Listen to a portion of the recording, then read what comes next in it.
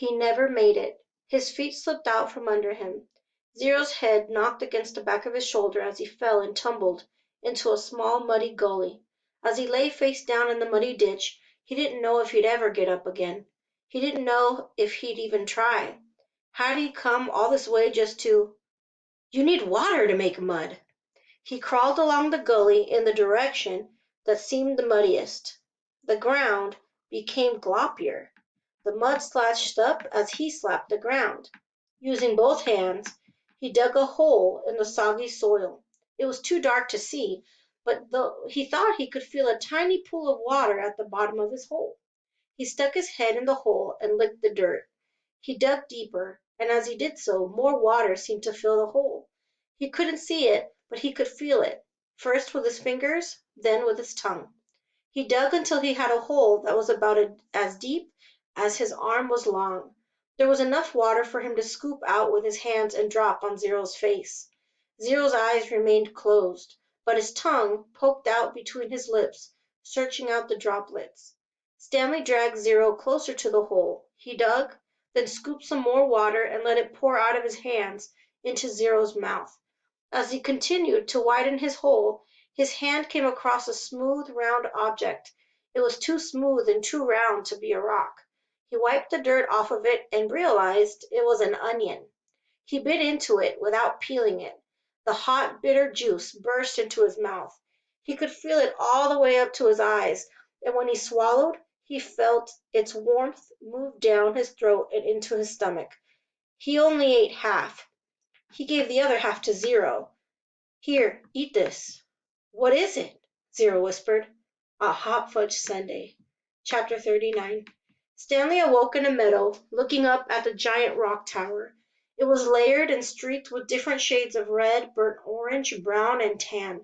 It must have been over 100 feet tall. Stanley lay a while just looking at it. He didn't have the strength to get up. It felt like the insides of his mouth and throat were coated with sand. And no wonder. When he rolled over, he saw the water hole. It was about 2.5 feet deep and over 3 feet wide. At the bottom lay no more than 2 inches of very brown water. His hands and fingers were sore from digging, especially under his fingernails. He scooped some dirty water into his mouth, then swished it around, trying to filter it with his teeth. Zero moaned. Stanley started to say something to him, but no words came out of his mouth, and he had to try again. How you doing? It hurt to talk. Not good, Zero said quietly. With great effort he rolled over, raised himself to his knees, and crawled to the water hole. He lowered his head into it and lapped up some water. Then he jerked back, clutched his knees to his chest, and rolled to his side. His body shook violently. Stanley thought about going back down the mountain to look for the shovel so he could make the water hole deeper. Maybe that would give them cleaner water. They could use jars as drinking glasses. But he didn't think he had the strength to go down, let alone make it back up again, and he didn't know where to look. He struggled to his feet. He was in a field of greenish-white flowers that seemed to extend all the way around Big Thumb. He took a deep breath, then walked the last 50 yards to the giant precipice and touched it. Tag, you're it. Then he walked back to Zero and the water hole. On the way, he picked one of the flowers. It actually wasn't one big flower, he discovered, but instead each flower was really a cluster of tiny little flowers that formed a round ball. He brought it to his mouth, but had to spit it out. He could see part of the trail he had made the night before when he carried Zero up the mountain. If he was going to head back down and look for the shovel, he realized, he should do it soon while the trail was fresh. But he didn't want to leave Zero. He was afraid Zero might die while he was gone. Zero was still lying doubled over on his side. I gotta tell you something, he said with a groan. Don't talk, said Stanley. Save your strength. No, listen, Zero insisted. Then he closed his eyes as his face twisted with pain. I'm listening, Stanley whispered. I took your shoes, Zero said. Stanley didn't know what he was talking about. His shoes were on his feet. That's all right, he said. Just rest now. It's all my fault, said Zero. It's nobody's fault, said Stanley. I didn't know, Zero said. That's okay, Stanley. Just rest. That's okay, Stanley said. Just rest. Zero closed his eyes, but then again he said, I didn't know about the shoes. What shoes? From the shelter. It took a moment for Stanley to comprehend. Clyde Livingston's shoes? I'm sorry, said Zero. Stanley stared at him. It was impossible. Zero was delirious. Zero's confession seemed to bring him some relief. The muscles in his face relaxed. As he drifted into sleep, Stanley softly sang him the song that had been in his family for generations. If only, the woodpecker sighs. The bark on the tree was just a little bit softer. While the wolf waits below, hungry and lonely, he cries to the moo, oo, oo. If only, if only. Chapter 40. When Stanley found the onion the night before, he didn't question how it had come to be there. He ate it gratefully. But now, as he sat gazing at Big Thumb and the meadow full of flowers, he couldn't help but wonder about it. If there was one wild onion, there could be more. He intertwined his fingers and tried to rub out the pain. Then he bent down and dug up another flower, this time pulling up the entire plant, including the root. Onions! Fresh, hot, sweet onions! Sam called as Mary Lou pulled the cart down Main Street. 8 cents a dozen. It was a beautiful spring morning. The sky was painted pale blue and pink, the same color as the lake and the peach trees along its shore. Mrs. Gladys Tennyson was wearing just her nightgown and robe as she came running down the street after Sam. Mrs. Tennyson was normally a very proper woman who never went out in public without dressing up in fine clothes and a hat, so it was quite surprising to the people of Green Lake to see her running past them. "Sam!" she shouted. "Whoa, Mary Lou!" said Sam, stopping his mule and cart. "Good morning, Mrs. Tennyson," he said. "How's little Becca doing?" Gladys Tennyson was all smiles. "I think she's going to be all right. The fever broke about an hour ago, thanks to you. I'm sure the good Lord and Doc Hawthorne deserve most of the credit." "The good Lord, yes," agreed Miss Tennyson, "but not Dr. Hawthorne. That quack wanted to put leeches on her stomach." "Leeches! My word! He said they would suck out the bad blood. Now you tell me, how would a leech know good blood from bad blood?" "I wouldn't know," said Sam.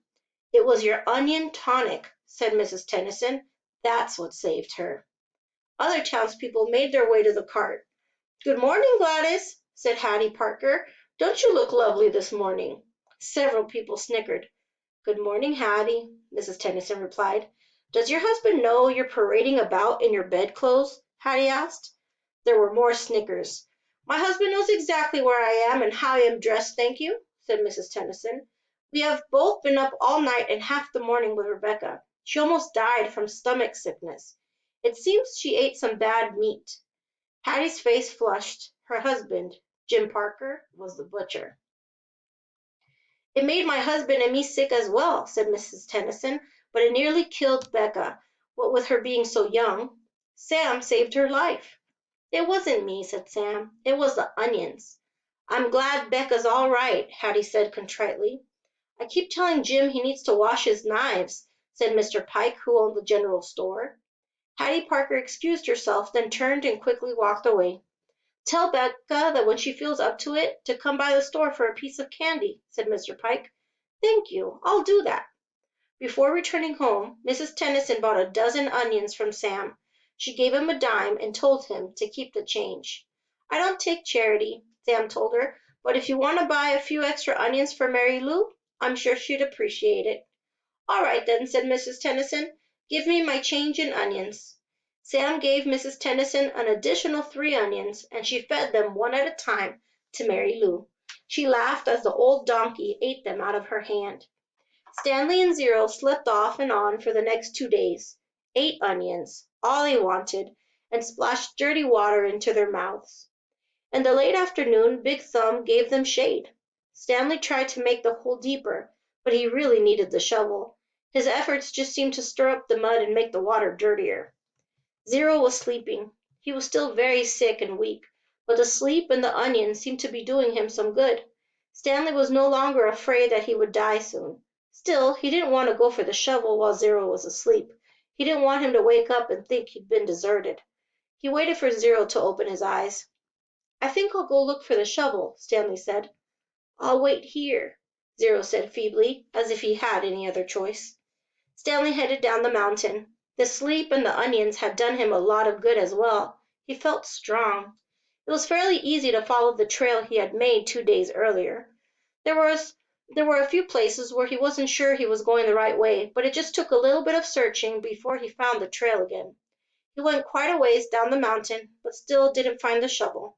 He looked back up toward the top of the mountain. He must have walked right past it, he thought. There was no way he could have carried Zero all the way up from here. Still, he headed downward just in case. He came to a bare spot between two large patches of weeds and sat down to rest.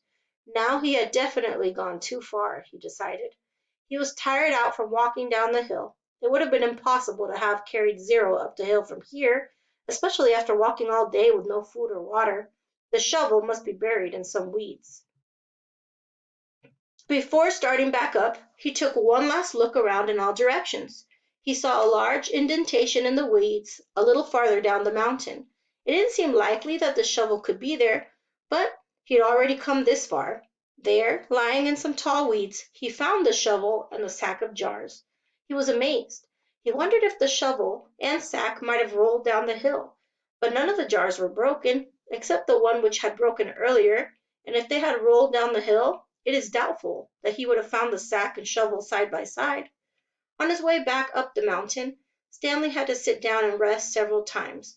It was a long, hard climb. And that's the end of these 5 chapters. So we know that Zero and Stanley are alive, but they were very close to dying. They had no food and they had nothing to drink. And something's going on with Zero. We're not real sure what, but we know he has a really bad stomach ache and he is not doing well. As they are walking in search of water or in search of something, they end up finding onions and they eat these onions. And we also know that 100 years ago, Sam used to grow onions, so we can guess that these are the same onions that Sam used to grow. And these onions are saving them. They're able to survive.